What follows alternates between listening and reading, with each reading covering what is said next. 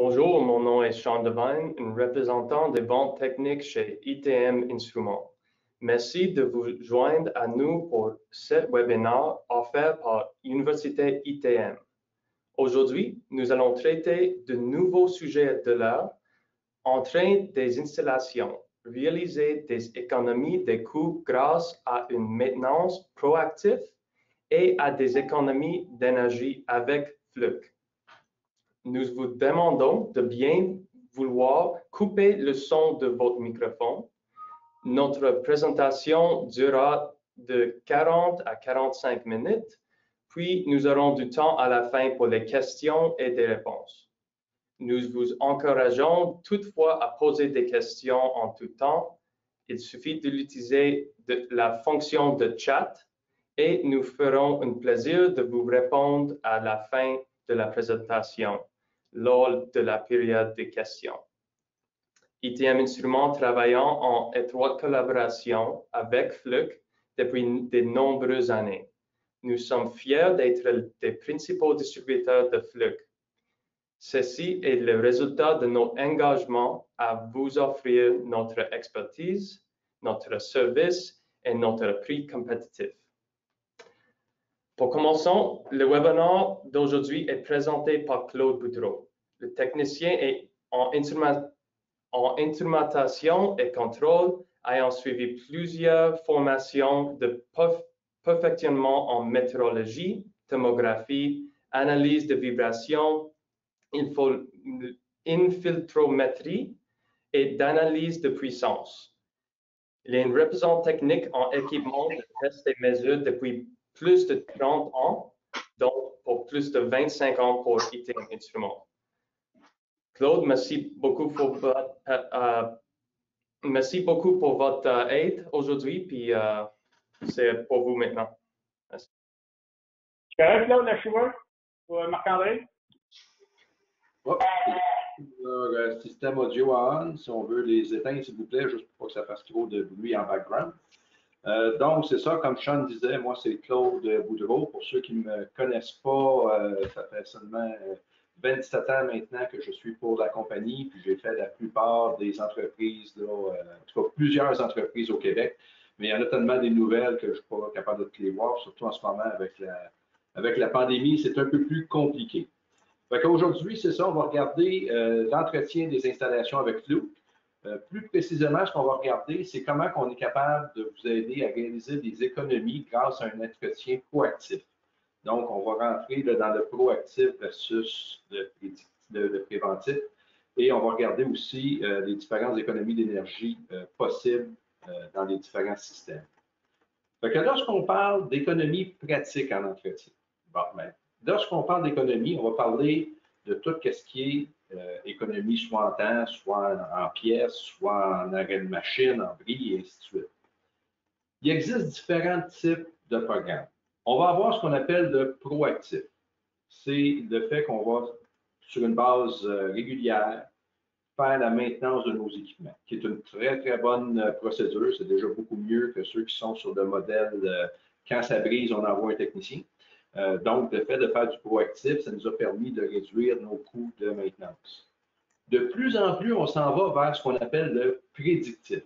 Fait que là, maintenant, ce qu'on veut faire, c'est réellement d'arriver au point où, au lieu de faire notre changement d'huile, comme sur nos véhicules, à tous les 5000 km, on veut maintenant connaître soit la façon de conduire des personnes, savoir est-ce que c'est quelqu'un qui fait beaucoup d'accélération, décélération, puis que le moteur travaille beaucoup plus fort, donc les températures sont plus élevées.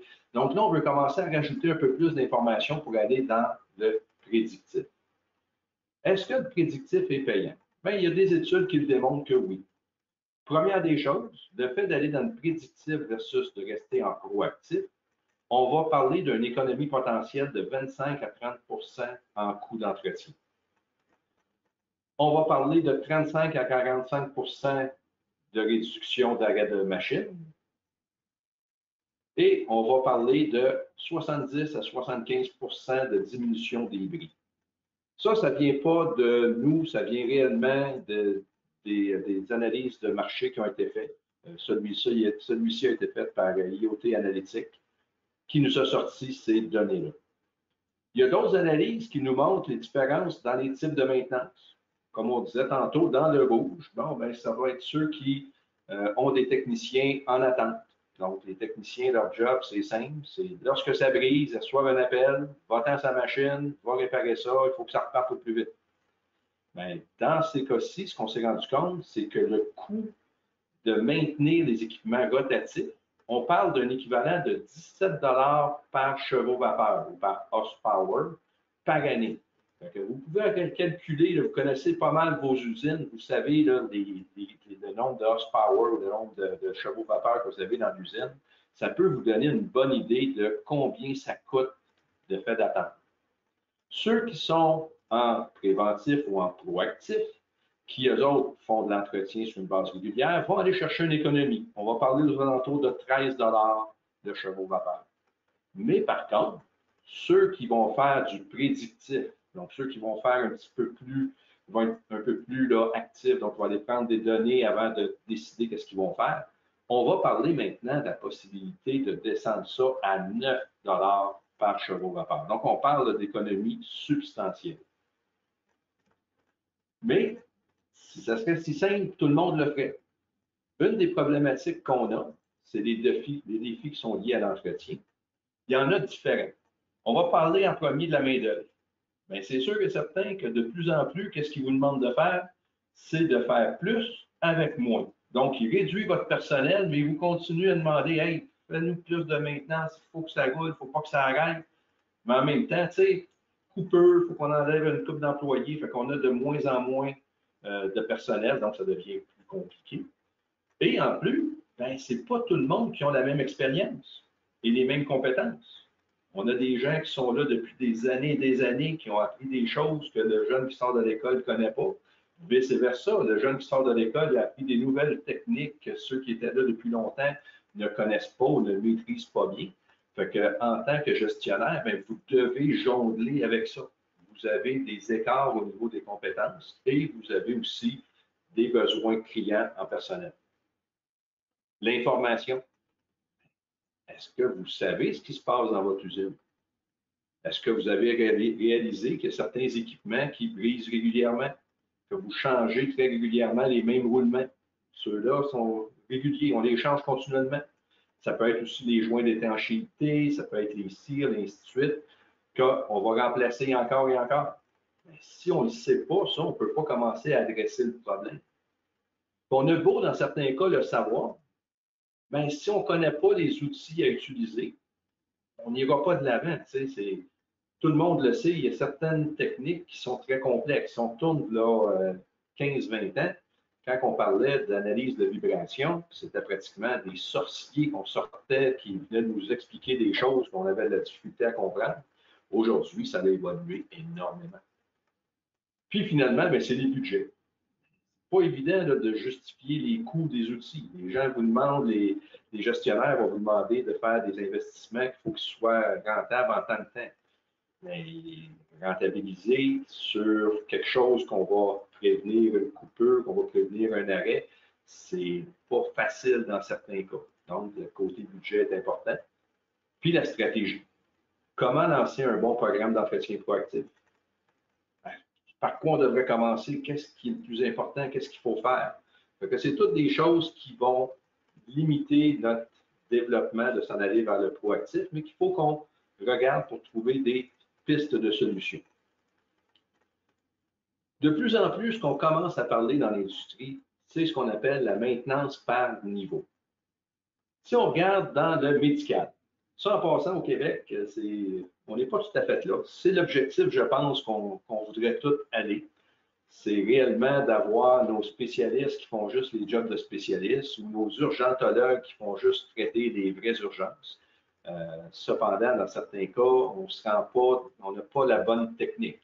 Mais ça s'améliore. Comme moi, dernièrement, j'ai dû aller cet été pour consulter, malheureusement, à l'urgence, parce que je croyais que c'était une urgence. Puis j'ai resté surpris. C'est la première fois que ça m'était offert. C'est après deux petits tests qui avaient été faits par les infirmières, donc le triage. Après la deuxième triage, ils m'ont fait venir au bureau. Ils ont dit, regarde, ton problème n'est pas si important que ça. Si tu décides de rester ici, ça va être très, très, très, très, très long. Mais le plus simple, c'est qu'on peut tout de suite te donner un rendez-vous demain dans une clinique à côté. Ils m'ont tout de suite donné un rendez-vous. Le lendemain, je rencontrais le médecin. Tout était beau. Puis il m'avait averti. Si tu vois que tes signes changent, bien, reviens à l'urgence. Mais sinon, tu as un rendez-vous demain. Donc, on commence à améliorer les choses. On y va réellement avec l'infirmière qui va faire son screening. Tout est beau, mais retourne-toi chez vous, retourne travailler. C'est pas beau? OK, on va aller voir le généraliste, on va aller voir le médecin généraliste. Le médecin généraliste regarde, trouve la solution, te donne tes petites pilules, retourne-toi chez vous, on continue. Pas capable, on va envoyer ça maintenant au spécialiste qui va aller faire des tests plus lourds. Donc, on va essayer réellement de limiter la surcharge. On ne veut pas surcharger le personnel. On va essayer de mettre ça de la bonne façon. Donc, on a beaucoup plus d'infirmières qu'on a de médecins, puis on a beaucoup plus de médecins qu'on a de spécialistes. Donc, on veut réellement utiliser les bonnes ressources au bon moment. Dans l'industrie, c'est ça qu'on veut faire. On veut arriver au point où on va faire un peu la même chose, on va faire ce qu'on appelle le triage, donc le screening. Puis là, à ce moment-là, on n'a pas nécessairement besoin d'avoir des experts, puis même, ça serait une bonne idée de ne pas utiliser des experts pour ça, mais plutôt d'utiliser des techniciens un peu plus niveau d'entrée pour qu'ils nous donnent des informations. Donc, ces gens-là, leur idée, c'est simple, c'est on va ramasser des datas, puis on va trier qu'est-ce qui est correct, qu'est-ce qui n'est pas correct, puis on va passer des affaires un peu plus loin pour le diagnostic. Là, on va avoir encore là des techniciens un peu plus expérimentés. Puis, si jamais le diagnostic est très, très, très mauvais, puis que c'est une pièce très critique, bien là, on va l'envoyer aux experts. Fait on va avoir un peu un mix de choses. Fait qu'on va se retrouver avec des équipements. Donc, on va regarder est-ce que c'est des équipements qui sont critiques ou non, semi-critiques, très critiques, ou c'est réellement, là, ces équipements-là, il ne faut réellement pas les perdre parce que sinon, l'usine arrête au complet. Donc, on va réellement le faire de cette façon-là. Mais en plus, à l'intermédiaire, on va regarder. Donc, tout ce qui est non critique, on va essayer de regarder dans le screening. Ça ne vaut pas la peine d'investir dans le diagnostic. Les semi-critiques, dans certains cas, ça peut valoir la peine d'aller jusqu'au diagnostic et de le réparer. Puis les critiques, eux autres, oui, on veut le faire. Fait que là, on va essayer de le faire de cette façon-là, donc mettre les énergies aux bons endroits. En utilisant une approche étape par étape, on va faire un examen, ensuite un diagnostic, puis par la suite, au besoin, on va envoyer à des experts qui peuvent, dans certains cas, être des consultants à l'externe, dépendant de la grosseur de la compagnie. Fait que si on essaie de regarder au niveau des équipements, bien, c'est sûr et certain que les équipements qu'on pourrait dire basse priorité, bien, ça va être généralement des équipements de niveau inférieur. Ça, tu peux en avoir des tonnes dans ton usine, que si ça brise, c'est pas si grave que ça. Tu as une fan au plafond qui fait circuler l'air dans l'usine. Bien, oui, c'est une fan. On s'entend-tu que si jamais ça lâche, c'est pas aussi pire que si tu as une fan qui refroidit ton système hydraulique ou il y a des choses où est-ce qu'on ne veut pas, on ne peut pas prendre de chance, puis il y en a d'autres, c'est moins pire. Ou en électricité, comme je dis souvent, bien, si c'est des lumières dans le bureau de la secrétaire versus si c'est l'alimentation principale de ta machine, c'est pas le même niveau d'importance. Fait qu'on va essayer de mettre nos priorités aux bonnes places. Dans l'intermédiaire, ben là encore là, on a beaucoup d'équipements. Là, ça va tout être ce qui est réellement les pompes, les moteurs, les ventilateurs, les soufflantes qui sont sur la ligne de production. Donc ça, c'est quand même assez important pour les suivre comme il faut. Puis, tu vas avoir les super critiques. Des fois, vous avez peut-être une pièce d'équipement ou une machinerie super dispendieuse, puis c'est le cœur de votre usine. C'est ce qui fait la différence de votre usine avec la compétition. Puis si ça lâche, ça coûte une fortune en maintenance, en temps perdu, en production perdue. Fait que là, ceux-là, on va s'assurer qu'ils sont toujours en haut de la moyenne, puis on va les suivre à 200%. Les causes fondamentales des défaillances. Bien, c'est sûr et certain, comme on disait tantôt, pourquoi qu'on continue à remplacer toujours les mêmes roulements, les mêmes cires, et ainsi de suite? Bien, une des choses, c'est que 50% des dommages causés aux machines tournantes, donc à tout ce qui est des équipements rotatifs, sont directement liés à un mauvais alignement. Mais il y a quelques années, faire un alignement, c'était réellement une technique assez spéciale. Il y avait une couple de bonnes personnes qui étaient capables de le faire, mais tu ne peux pas faire ça par n'importe qui. Donc là, à ce moment-là, ça te limitait au niveau des gens qui étaient capables de le faire. Donc, tu n'avais pas nécessairement les personnes adéquates, puis tu n'avais pas les outils adéquats. Donc, tu disais, ben, on l'installe, on essaie de l'arranger le mieux possible, puis quand ça brisera, on changera. Le problème, c'est que les accouplements flexibles, ben, ils vont transférer simplement les forces au roulement et aux joints. Puis là, ben, si tu es mal aligné, ben, qu'est-ce que ça fait? Ça brise. Anciennement, on remplaçait au lieu d'autres choses. Aujourd'hui, il y a de plus en plus d'appareils qui peuvent nous permettre de faire un diagnostic sans avoir d'experts sur place. Où là, maintenant, d'un coup d'œil, avec une codification de couleurs, on est capable de savoir qu'est-ce qui se produit. Donc, on est capable d'arriver et de dire, ben, oui, dans ce coin-là, il y a tel ou tel problème, ou ainsi de suite. Donc là, à ce moment-là, on peut arriver à le faire. Donc, on a notre code vert, jaune, rouge, que la plupart des techniciens vont être capables de comprendre. Puis là, on va savoir que, oups, on a une problématique. Une fois qu'on a déterminé la problématique, bien là, si on veut aller à l'alignement, même chose. Les outils aujourd'hui disponibles pour faire un alignement sont rendus de plus en plus intuitifs.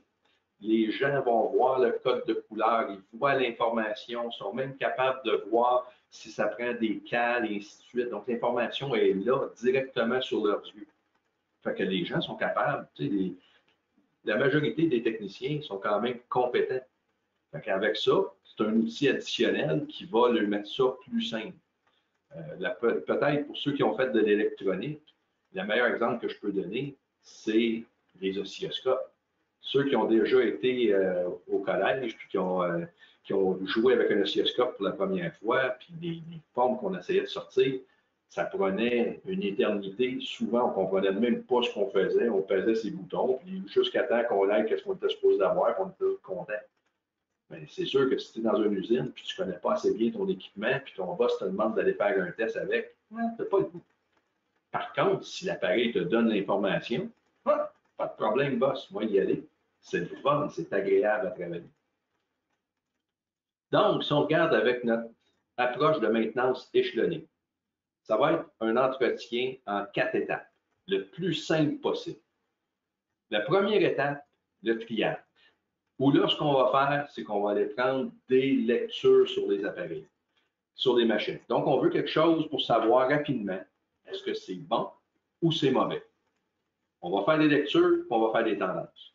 Puis quand on voit soit qu'on a une lecture mauvaise ou qu'on a une tendance qui s'en va de plus en plus vers le mauvais, qu'est-ce qu'on va faire? On va dire, hop, on a une problématique, on va envoyer ça à l'étape 2. Où là, maintenant, on va diagnostiquer. On va aller un petit peu plus loin. Là, on va commencer à regarder un peu plus en détail qu'est-ce qui se passe, essayer de réellement bien comprendre. Comme je disais tantôt, si on a un appareil qui est simple et qui nous donne directement des recommandations sans avoir à faire venir l'expert, bien, il y a déjà une grosse partie des équipements semi-critiques qu'on va être capable de faire sans réellement aller avec l'expert. Puis, suite d'un coup d'œil, tu le vois. Je suis dans le vert, je suis dans le jaune, je suis dans l'orange, là, ça commence à être attention, puis dans le rouge.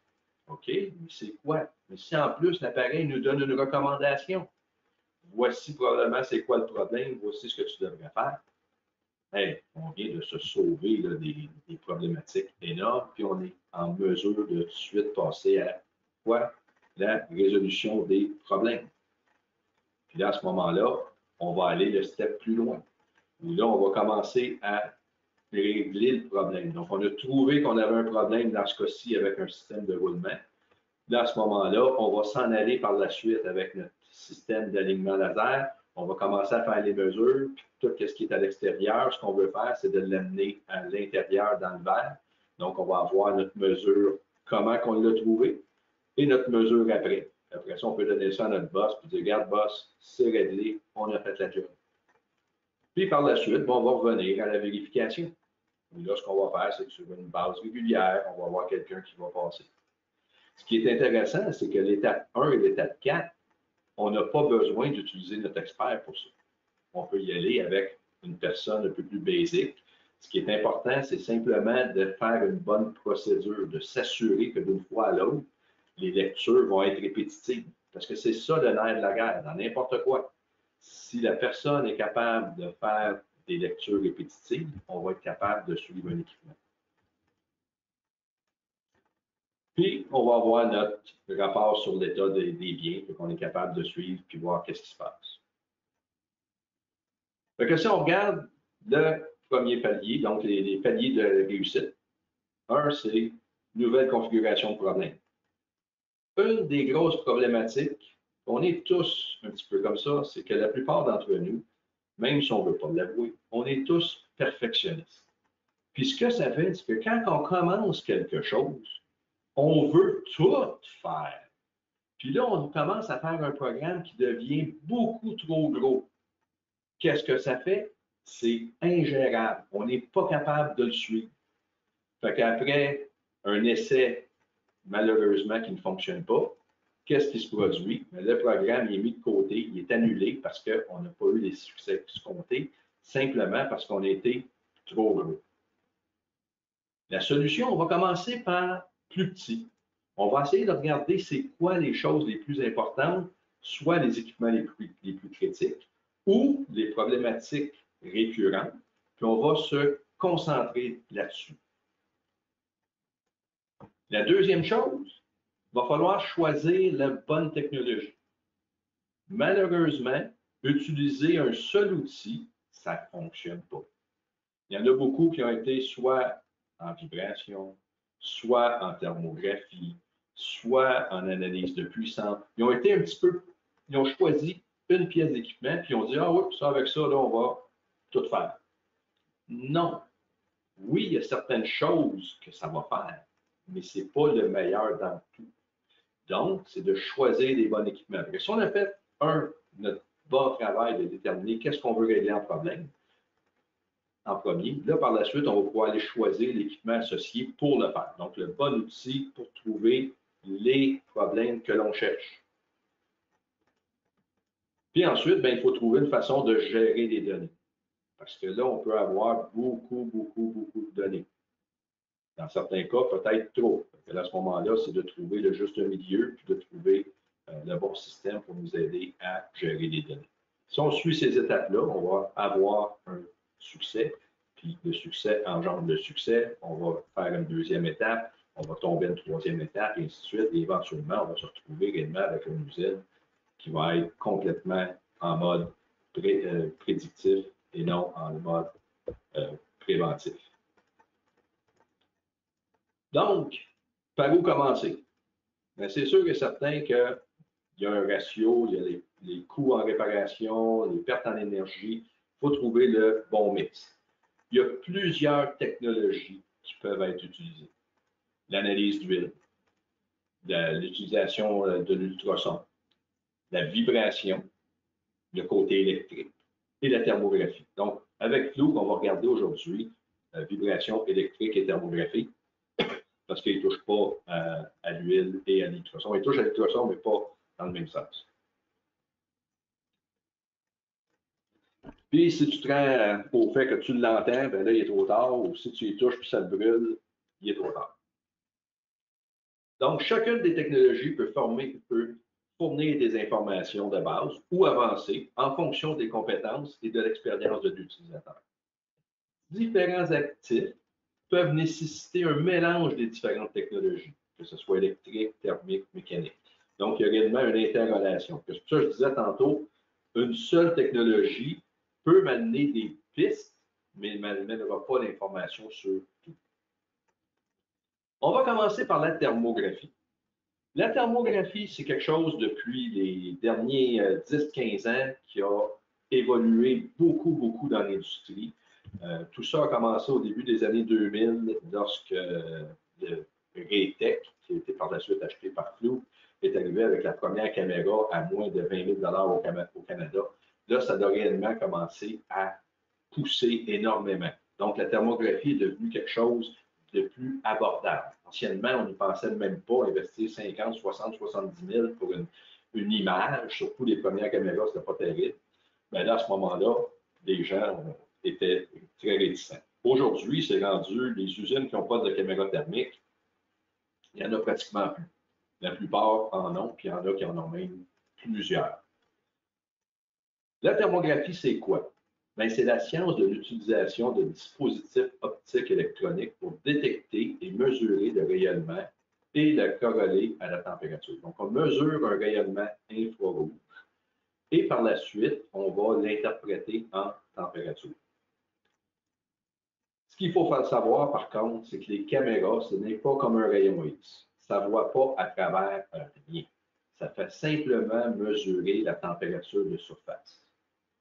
Ce qui est le fun, c'est qu'il y a toujours un transfert de chaleur qui se fait entre l'intérieur et l'extérieur. Donc, il y a toujours une façon de voir par l'extérieur ce qui se produit indirectement à l'intérieur. Mais c'est sûr que là, on va parler de mesures indirectes. Donc, on n'a pas la température à l'intérieur, mais température à l'extérieur. Donc, la thermographie existe depuis longtemps. Prendre des photos, ça peut être assez simple. Même dans certains cas, on peut avoir ce que moi j'appelle mon petit singe, mon petit technicien, qui lui, ça peut être un étudiant d'été, ça peut être n'importe quoi. Ou si j'y ai fait une procédure, puis là, j'ai dit, bon, ben toi, il faut que tu prennes la température des moteurs à tel intervalle, tu t'installes à tant de pieds, tu prends la photo. Donc, pour prendre la photo, rien de compliqué. Le meilleur exemple, au tout début, je faisais des premières présentations, puis à un moment donné, ben, j'étais avec ma petite fille qui avait 3 ans dans le temps. Puis là, ben, il fallait que je l'occupe parce que c'était papa à la maison la fin de semaine, puis j'écrivais le cours en même temps. Ben, on jouait à des jeux avec une caméra thermique, puis à 3 ans, il était capable de manipuler la caméra. Il était capable de prendre des photos. Aucune idée de ce qu'elle faisait, là, mais il était capable de le faire. Fait que oui, prendre de photos, aucun problème. L'interprétation, par contre, c'est là que ça commence à devenir compliqué et ça peut devenir très compliqué. Ça prend de l'expérience. Il faut qu'on ait une bonne méthode. Il faut qu'on soit aussi minutieux dans nos observations. Dans certains cas, je le dis souvent, ton visuel va te donner autant d'informations que ton thermique.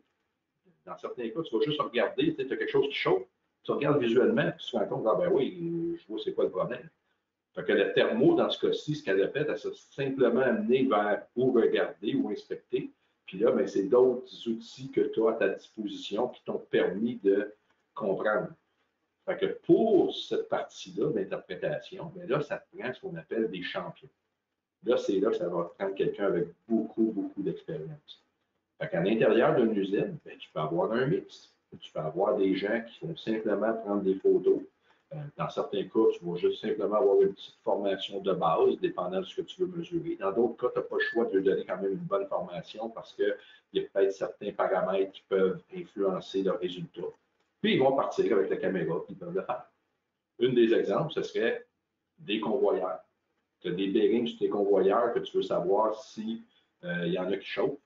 Ben, beaucoup de caméras, on peut les ajuster avec des modes d'alarme de température. Puis là, on peut envoyer quelqu'un marcher le long du convoyeur avec la caméra. Puis si jamais il y a un bearing qui chauffe, ben, tout de suite, il y a une image qui sort d'en face. Ça peut être soit un changement de couleur, ça peut être un bip sur certaines caméras, différentes possibilités. Bon, on prend une photo, on donne ça au superviseur, regarde, c'est ça le problème. Où est-ce qu'on peut se servir de la thermo? C'est sûr que la première place, on a toujours parlé, c'est l'électrique. Pourquoi? Bien, parce que beaucoup de compagnies d'assurance ont exigé que ça prenait des inspections thermographiques. C'est quoi qu'on peut trouver avec des points chauds électriques? Bien, ça peut être des problèmes de charge qui sont mal équilibrés. Ça peut être des problèmes d'harmonique. Ça peut être des courants excessifs. Moi, je me souviens, à un moment donné, j'étais dans une maison d'un inspecteur en bâtiment, puis on a vu un fil à travers le mur dans son garage. On s'est rendu compte qu'il n'y avait pas de bons fils pour son élément chauffant, son radiateur qui était dans le garage. Il a tout de suite appelé son électricien, il a fait changer ça. Parce que le fil, quand tu le vois à travers le mur, mais tu ne vois pas à travers le mur, tu voyais la chaleur qui passait, puis se rendait à la surface du mur, ça faisait peur. J'ai dit, c'est peut-être mieux d'arrêter ça pour faire venir un expert, puisque là, c'est pas normal. Mais c'est des choses qu'on est capable de voir. Ça peut être des problèmes de raccord desserré ou corrodé. Fusible qui a été installé, moi j'appelle ça la job du vendredi après-midi. Un fusible qui saute, tu prenais un 100 ampères, tu n'en as pas, tu as un 75 ampères, tu te dis, bah, pour partir, pour pas que la production arrête, on va mettre le 75, puis lundi, on va le changer. Puis finalement, ben, le lundi, il n'est jamais arrivé après 2-3 ans. Donc, avec une caméra thermique, on est capable de voir que la fusible, dans ce cas-ci, l'image en haut à gauche, on voit une fusible qui est rouge. Ben, c'est ça, c'est une fusible qui n'était pas le bon rating, fait que le courant qui passait dedans était beaucoup plus important versus le ratio qui était capable. Donc, ça faisait chauffer la fusible. Donc, on est capable de le voir. Ça peut être des problèmes avec l'isolant, ça peut être des problèmes de composantes, ça peut être une erreur de câblage, comme j'expliquais tantôt. Ça peut être des composants qui sont sous-spécifiés. Une fusible surchauffe d'un côté, et ainsi de suite. Donc, il y a toutes sortes de choses qu'on est capable de voir en électrique. Mécanique, encore plus. Mécanique, les possibilités sont énormes. On est capable de faire des inspections pour les niveaux des pompes, des échangeurs de chaleur, des trappes, des pièges à vapeur. C'est une trappe à vapeur, excusez-moi pour la traduction, un convoyeur. Donc, il y en a des tonnes et des tonnes. Les raisons typiques des points chauds, bien, ça peut être soit un mauvais refroidissement, ça peut être un problème relié à la qualité électrique, soit un déséquilibre, une surcharge, des harmoniques. Ça peut être un problème de roulement, soit qui est mauvais ou qui est mal aligné. Ça peut être l'enroulement du moteur qui chauffe, donc avec le temps de ton enroulement chauffé, des résistances d'isolation. Puis ça peut être encore là des composantes sous-dimensionnées. En mécanique, il y en a beaucoup, beaucoup de possibilités. Est-ce que c'est le premier outil pour le mécanique? Non. Est-ce que c'est un bon outil pour le mécanique? Oui. Donc, c'est de trouver le juste milieu. Si on regarde la photo en bas à gauche, on voit justement des bearings sur une ligne. On est capable rapidement de voir les bearings qui sont trop chauds. C'est des choses que normalement, on ne ferait pas d'analyse de vibration de bearing de cette dimension-là. Par contre, avec une caméra thermique, on est capable de le savoir. Donc, si ça, c'est une pièce juste avant qu'elle arrive, un exemple, à une imprimante ou à un couteau, bien, le fait que ces bearings-là sont moins efficaces parce qu'ils sont rendus quasiment jammés. Ça se peut que mes pièces arrivent croches, ça se peut que mon couteau coupe croche, ça se peut que mon impression ne soit pas à bonne place. C'est des choses qui sont super intéressantes à trouver. Lorsqu'on fait notre analyse, bien, il y a différentes façons. C'est sûr que l'idéal, tu as une nouvelle usine. Bien là, tu vas aller prendre des photos de tes équipements importants, ou même si tu as le temps de prendre des photos de tous tes équipements au démarrage de l'usine. Puis là, tu vas avoir ce qu'on appelle ton niveau de référence. Comment c'était quand j'ai parti? Un an après, tu commences à avoir certaines problématiques, tu retournes, tu prends des images, tu peux comparer avec ta photo initiale, puis là, tu peux voir qu'est-ce qui a changé, qu'est-ce qui n'a pas changé. Toi, dans certains cas, tu n'as pas ce luxe-là. Ton usine, ça fait déjà 15 ans qu'elle roule, puis tu viens juste de t'équiper d'une caméra thermique. Ce qui est le fun, c'est que c'est très rare une usine qui va avoir une seule composante. En général, on a toujours 2, 3, 4 composantes similaires. Fait que là, tu peux faire ce qu'on appelle du comparatif, où là, tu vas comparer un équipement avec un autre. Puis tu vas arriver, puis tu vas voir que tu en as un que ton image thermique n'est pas pareille. Si les deux ont été installés pratiquement en même temps, on s'attendrait qu'il y ait une usure similaire. S'ils ne sont pas pareils, s'ils n'ont pas le même échauffement, bien, il y a quelque chose de différent. Puis, finalement, ben, c'est la tendance. Même si tu n'avais pas ton niveau de départ, tu peux quand même te créer un niveau de départ, puis de faire un suivi dans le temps, puis voir s'il y a une évolution de la chaleur. Fait qu'il y a différentes techniques qu'on peut utiliser pour réussir à faire nos mesures. Au niveau du procédé, ben, on peut voir, comme on parlait, des trappes à vapeur, on peut voir les niveaux dans les réservoirs, nommez-les, on peut tout voir. Si tu as des fours rotatifs, voir s'il te manque de réfractaire dans ton four, l'image en bas à droite. Donc, on est capable très facilement de trouver les problématiques et de pouvoir réagir. Ceux qui font de l'électrique, avec les nouvelles normes Arc Flash, ça devient de plus en plus compliqué et dangereux. L'autre chose, même si tu peux être habillé comme un scaphandre, comme on voit la photo en haut, c'est pas des fois facile de travailler avec une caméra thermique. Le masque là-dessus, il y a une certaine colorisation pour protéger tes yeux, et ainsi de suite, puis voir l'écran, c'est pas facile. Fait que de plus en plus de compagnies installent des fenêtres infrarouges. où là, maintenant, on a la possibilité de laisser le panneau fermé, ouvrir la petite fenêtre et d'aller prendre nos photos à l'intérieur. Si vous allez de l'avant, c'est peut-être pas une bonne idée de mettre vos fenêtres en plein milieu du panneau. Il faut peut-être le positionner selon ce qu'on veut voir. Je me souviens d'une usine où les techniciens étaient bien contents de me voir, puis là, ils étaient tous sourire fendu jusqu'aux oreilles, puis ils disent Claude, viens voir, on s'est fait installer des fenêtres infrarouges. Puis là, il ouvre la porte, puis la seule affaire qu'on voit, c'est un fil qui passe vis-à-vis de la fenêtre. Un gros fil, il n'y avait rien à voir avec cette fenêtre-là. Ça a été une dépense inutile dans ce cas-là. C'est bien important de positionner les fenêtres comme il faut. Santé électrique, mécanique. Depuis quelques années, Fluke a travaillé beaucoup au niveau de leurs analyseurs d'énergie pour les rendre encore plus performants. Et ils ont sorti un nouvel analyseur, un nouveau Power Meter, qui maintenant a la fonction d'analyse moteur. Ils sont capables maintenant, en regardant le signal électrique, en connaissant les différentes caractéristiques au niveau de ton moteur, de te donner un diagnostic, à savoir est-ce que tu as le bon pouvoir, est-ce que tu as le bon couple, est-ce que les vitesses sont suffisantes et c'est quoi ton efficacité. Fait que là, maintenant, on est capable, avec une analyse de puissance, d'avoir une analyse ratio mécanique de ce qui se passe. Fait que ça, si vous ne connaissez pas cet appareil, c'est un appareil à regarder. Quand on parle moteur, on parle aussi drive à fréquence variable ou entraînement en français à fréquence variable. Et ça, c'est quelque chose.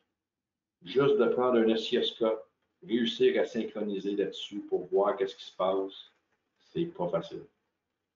Prendre un analyseur de puissance, encore plus compliqué. Mais ce que Fluke a fait, c'est qu'ils ont sorti le MDA 510 et le MDA 550. Là, ils ont réellement préprogrammé leur oscilloscope, parce que c'est basé sur un oscilloscope, mais rendu à la fin, c'est plus un oscilloscope traditionnel. Mais ils ont reprogrammé pour faciliter l'utilisation.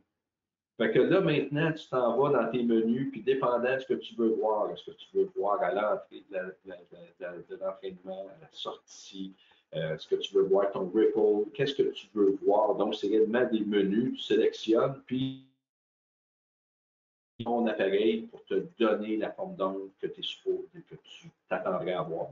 Fait que là, à ce moment-là, n'importe quel technicien est capable de faire une bonne analyse rapidement. C'est merveilleux comme appareil. Mais c'est un appareil qui est peu connu. Pas beaucoup de gens ont pris la peine de le voir, de l'essayer. Ça, c'est un appareil là, qui gagne à être connu. C'est le MDA 510 et le 550.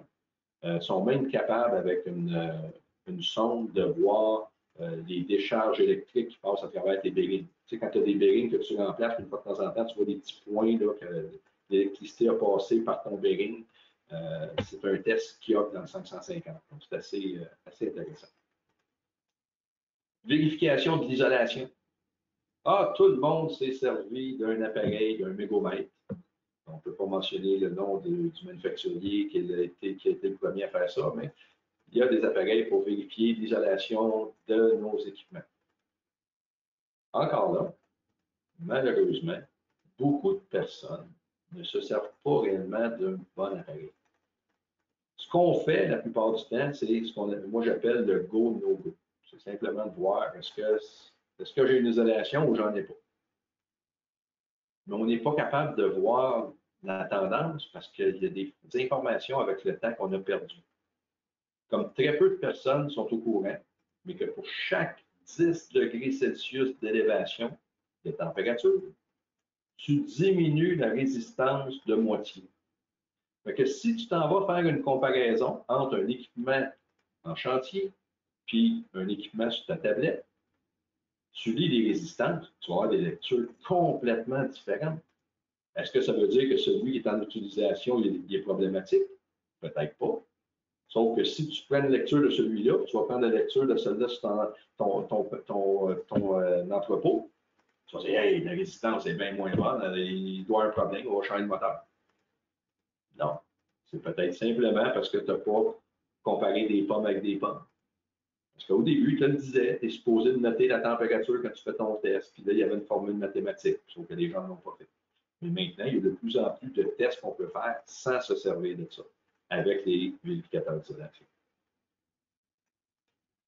En vibration, ça, c'est là que Fluke a travaillé très, très, très fort. On est rendu maintenant avec des appareils simples pour le triage, le 805. On est rendu avec, depuis plusieurs années, le 810, que moi j'ai toujours dit, c'était un appareil dans lequel ils ont comprimé un petit expert, puis ils l'ont installé dedans, puis qui va nous donner des diagnostics, ainsi de suite. Puis on a le 830 pour faire l'alignement. Fait que si on regarde au niveau de la vibration, bien, les deux importants, bon, c'est le 805 et le 810. Le 805, ce qui est le fun, l'appareil probablement le plus simple à utiliser. On voit dans le bas d'une petite ligne verte, mais ça, c'est une lumière. Un des problèmes lorsque tu fais de la vibration, c'est qu'il faut que tu t'assures d'avoir un bon contact avec l'équipement. Sinon, juste le fait d'avoir un bon contact, ça va vibrer. Fait que dans cet appareil-là, ce que Fluke a fait, c'est qu'ils ont une jauge de pression. Que quand tu mets quand tu appliques la pression de ton appareil, tant aussi longtemps que ce n'est pas vert, ta lecture n'est pas bonne.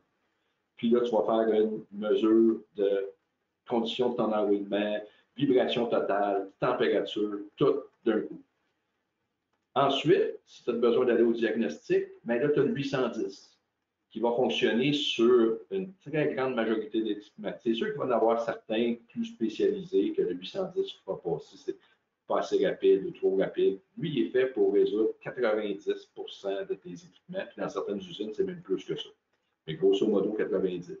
Fait que là, avec lui, ce que tu vas faire, c'est que tu vas donner des conditions, l'équipement que tu as, ton moteur, le type de couplage, l'équipement qui va après. Ça peut être un impeller, ça peut être une pompe, n'importe quoi. Tu fais réellement ton petit schéma. Par la suite, l'appareil va te demander d'aller prendre des lectures à différents points spécifiques et il va te donner un diagnostic. Pas plus compliqué que ça. Tu fais simplement suivre les étapes. Puis une fois que tu as eu tes étapes et que tu te rends compte que tu as un problème d'alignement, bien là, tu as le 830. Un peu le même point, le même principe. Tu vas poser deux pièces d'équipement, un de chaque côté là, de ton système de ton couplage. Puis là, tu vas manuellement tourner ton shaft, puis l'appareil va faire ses points de mesure. Puis par la suite, bien, il va te donner c'est quoi tes problématiques. Puis c'est quoi les améliorations à faire pour régler le problème. Tu as en plus Fluke Connect. Mais avec Fluke Connect, beaucoup, sinon la majorité des appareils maintenant de Fluke ont cette fonction. Donc, on peut prendre l'information puis l'envoyer. Si tu veux aller le step plus loin, tu peux même payer une redevance, un frais annuel, puis là, tu pourrais avoir toute l'information envoyée dans le nuage, accessible d'un peu partout pour pouvoir suivre tes différents équipements. Fait que ça devient ton asset management. Fait que là, on est capable d'aller le chercher. Fait que, en résumé, ben, la maintenance proactive va permettre d'économiser de l'argent. L'approche par niveau, on va commencer petit puis on va grossir.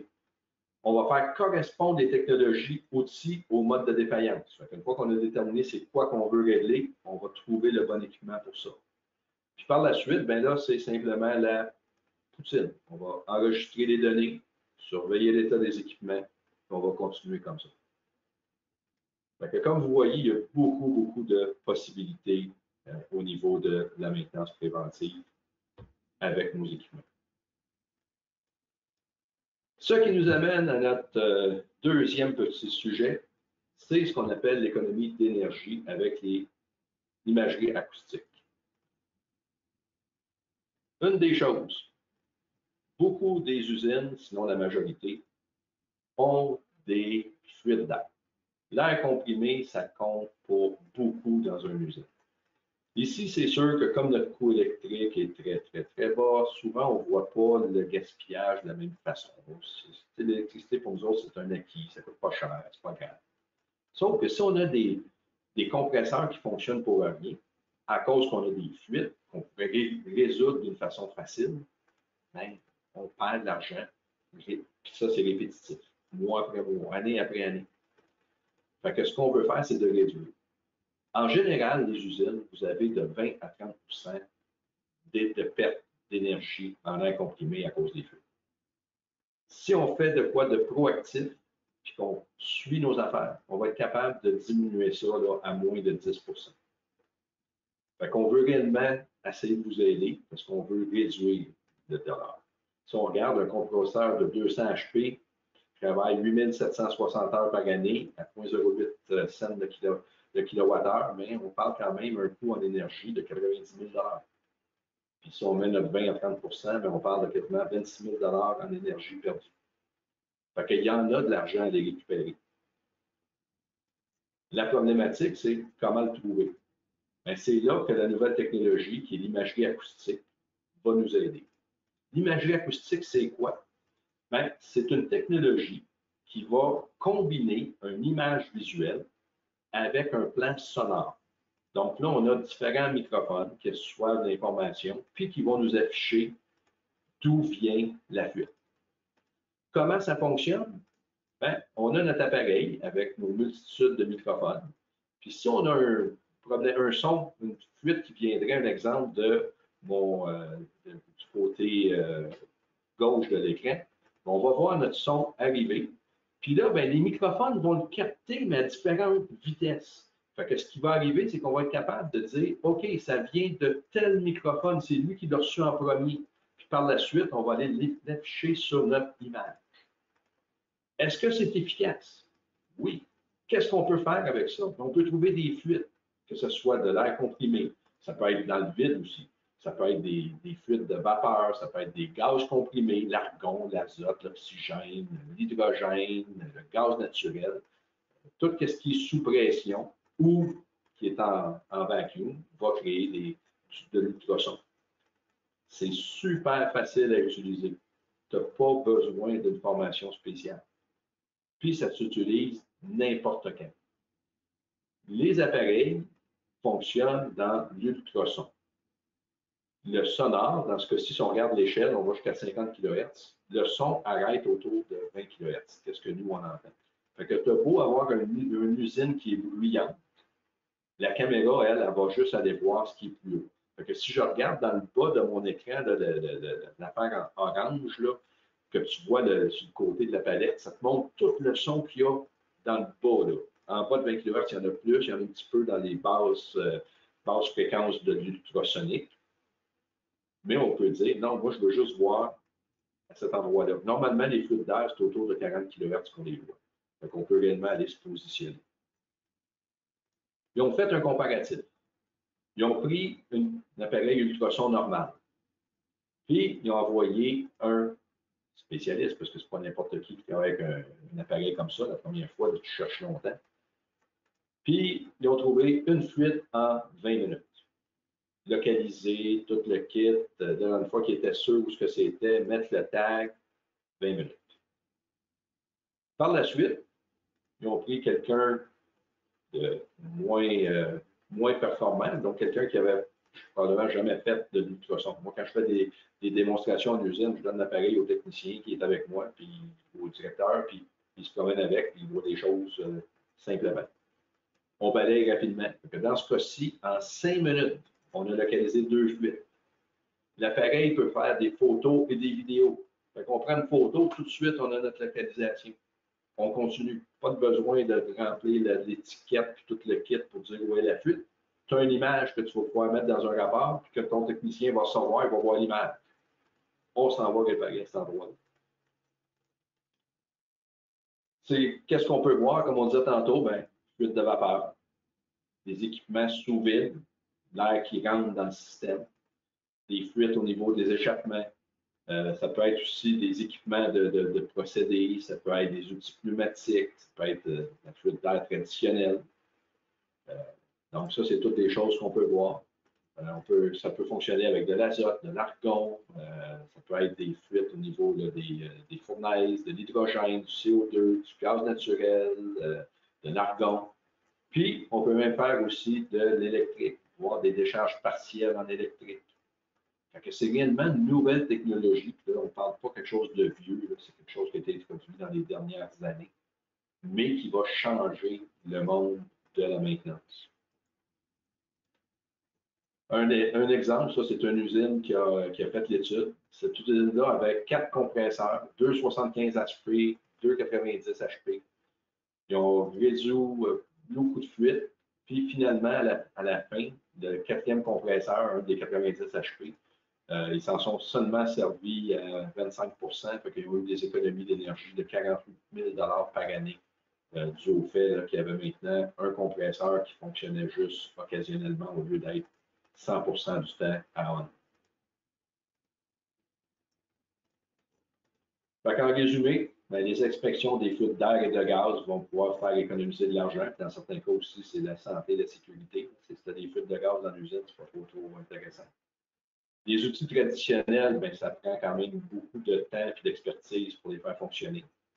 L'imagerie acoustique est beaucoup plus facile, puis ça économise beaucoup de temps. Puis, tu as une documentation rapide pour pouvoir prioriser tes réparations des fuites. Merci beaucoup. S'il y en a qui ont des questions, ça va être le temps de procéder aux questions. Merci beaucoup, Claude. Il est le temps pour vous profiter d'avoir un expert comme Claude connecté aujourd'hui pour poser votre question. Veuillez noter si vous avez des questions sur les produits ou l'application spécifique. Nous encourageons de visiter notre site web itm.com. Vous pouvez trouver tous nos produits, prix, disponibilité et nos coordonnées pour nous poser des questions spécifiques. Nous serons heureux de vous aider avec tous vos besoins. OK. Claude, la première question, pour les mesures de vibration avec le testeur Fluke, comment savoir qui est bon ou mauvais? Ça, c'est une très, très bonne question. Si on prend, on va commencer par l'appareil basic, le 805. 805, qu'est-ce qu'ils ont fait dedans? C'est qu'ils ont mis une des tables ISO. Il y a différentes tables ISO, là, des standards qui vont dire c'est quoi la vibration normale d'un équipement. Fait qu'ils ont intégré ça dans l'appareil. Lorsque tu prends la mesure, l'appareil va faire plusieurs choses. La première, il va regarder ce qu'on appelle le crest factor, donc ceux qui travaillent en électrique, les pics. L'idée de ça, c'est pour déterminer le roulement. Fait que Fluke a déterminé 16 niveaux de roulement différents selon le facteur, le crest factor. Puis l'appareil, directement sur l'appareil, il va te dire si c'est bon, douteux, problématique. La deuxième chose, il va regarder le niveau de vibration en millimètres par seconde. Puis là, il va nous déterminer, basé sur sa table d'ISO, encore là, est-ce que c'est bon, douteux ou critique. La seule chose, c'est que c'est sûr et certain que si ton équipement va sur un autre standard, mais là, cette partie-là, l'appareil, lui, il l'a fait sur le standard de base. Donc, à ce moment-là, il faudrait que tu ailles dans le logiciel pour le sortir. Même chose pour la température, il va prendre la température directement.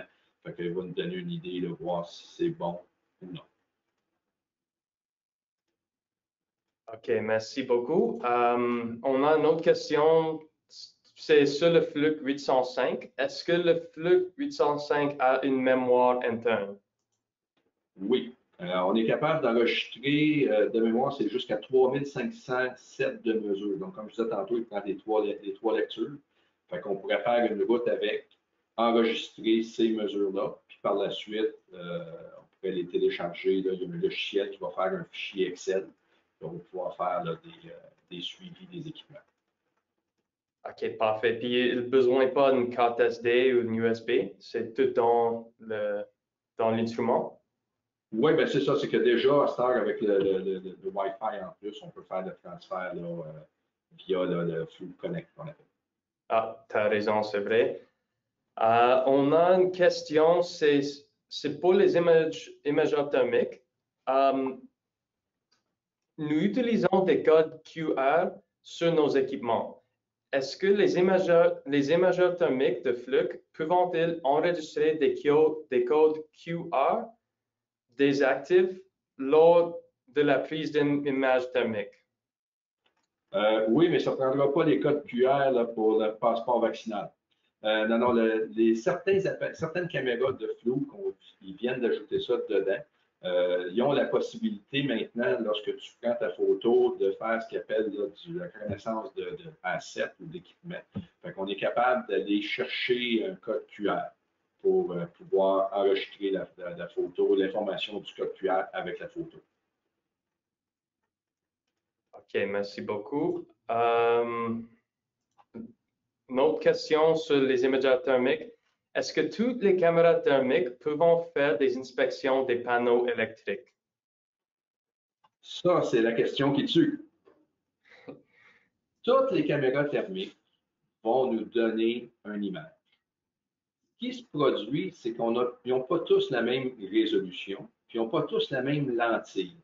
Fait que dans certains cas, on va être capable de déterminer que quelque chose chauffe, mais on n'a peut-être pas de résolution suffisante pour mesurer un fil, parce qu'il y a certains fils qui ne sont pas gros. Là. Fait que si tu as une caméra thermique que tu n'as pas assez de résolution, tu vas voir qu'il chauffe. Mais là, le danger, c'est juste que tu ne peux pas faire de diagnostic. Tu peux simplement dire ça chauffe, puis là, faire venir un expert avec une bonne caméra qui, lui, va mesurer la température. Parce qu'il y a une grosse différence. On a vu des fois là, des écarts là, qui sont énormes. Il y avait un étude que j'ai lu à un moment donné, puis sur un cadre qui était autour de 70 degrés, on avait des lectures autour de 40-50 degrés. Fait que si on sert de ça pour diagnostiquer, ça devient compliqué. C'est pour ça, si tu fais le triage, la plupart des caméras vont faire la job. Ils vont dire ça chauffe pas. Mais pour le diagnostic, là, ça prend une caméra plus performante. OK, merci beaucoup, Claude. On a juste une minute pour des autres questions. On va aller très vite. Est-ce que nous avons avoir la possibilité de revisiter cette formation dans le futur? Oui, ça va être sur le site web de itm.com, puis on va envoyer par courriel aussi. Est-ce que la caméra thermique, le flux PTI 120, est-ce que c'est une bonne caméra pour surveiller les températures de roulement des pompes ou autres équipements comme ça? Oui, la PTI 120, c'est une très bonne caméra. Comme j'expliquais un petit peu tantôt, là, la question électrique, c'est là où est-ce que des fois on va avoir une certaine limitation, c'est que c'est une caméra qu'on appelle basse résolution. Fait qu'on va être capable de faire des gros équipements ou quelque chose que notre point de mesure est assez gros. Mais si je vais en chercher quelque chose de très petit et que je ne peux pas m'approcher assez, c'est là que je vais avoir une limite. En cas de doute, tu peux toujours communiquer directement avec moi. Je peux aller un peu plus loin là, dans l'explication, puis ça va me faire plaisir de vous aider là-dessus. OK, merci beaucoup. On a des temps pour juste 2-3 autres questions, malheureusement. Est-ce que c'est facile de connecter une caméra thermique à Fluke Connect comme le TI300? Est-ce que c'est stupid proof? Il n'y a jamais rien de stupid proof. Généralement, c'est la première communication qui va être le plus compliquée. L'autre chose aussi, c'est qu'il faut que tu ailles, pas enregistrer, mais il faut que tu ailles mis la fonctionnalité de communication dans la caméra. Parce que par défaut, il y a certains pays où ce n'est pas disponible. Fait qu'il faut que la caméra soit enregistrée pour te donner accès à la communication sans fil. Merci beaucoup, tu as raison. Malheureusement, ça, c'était la dernière question qu'on peut faire aujourd'hui. Mais si vous avez d'autres questions ou si on n'a pas le temps de voir votre question, s'il vous plaît, envoyez-nous un courriel ou allez sur notre site web à itm.com pour trouver nos coordonnées pour les questions spécifiques. Au nom de toute l'équipe de l'Université ITM, nous vous remercions d'avoir assisté à notre webinaire aujourd'hui, Claude. Nous espérons que vous avez trouvé les instructifs utiles. L'équipe d'ITM Instruments est disponible pour vous aider. Vous pouvez visiter notre site web itm.com pour trouver tout ce dont vous avez besoin. Vous aurez l'accès à notre liste complète de produits Fluke avec des descriptions et des spécifications Vous trouverez également nos coordonnées afin de vous connecter avec un membre de notre équipe d'assistance technique. Nous pouvons répondre à toutes vos questions. À la fin de ce webinaire, nous allons envoyer un très court sondage que nous aimerions que vous répondiez. Vos commentaires nous aideront à nous améliorer et nous permettront de vous présenter d'autres sujets qui vous intéressent. Nous avons des webinaires à venir à cours de prochaines semaines et mois. Veuillez visiter la section formation sur itm.com pour un calendrier complet des prochains webinaires et sujets. N'oubliez pas que nous vous remercions d'avoir participé à notre webinaire d'aujourd'hui. Votre nom sera inscrit au tirage pour gagner $100 pour votre prochaine commande en ligne. Le gagnant serait annoncé sur nos médias sociaux. Assurez-vous de vérifier. Merci une autre fois, Claude, pour toute votre assistance. Puis, passe une très bonne journée. Bonne journée tout le monde.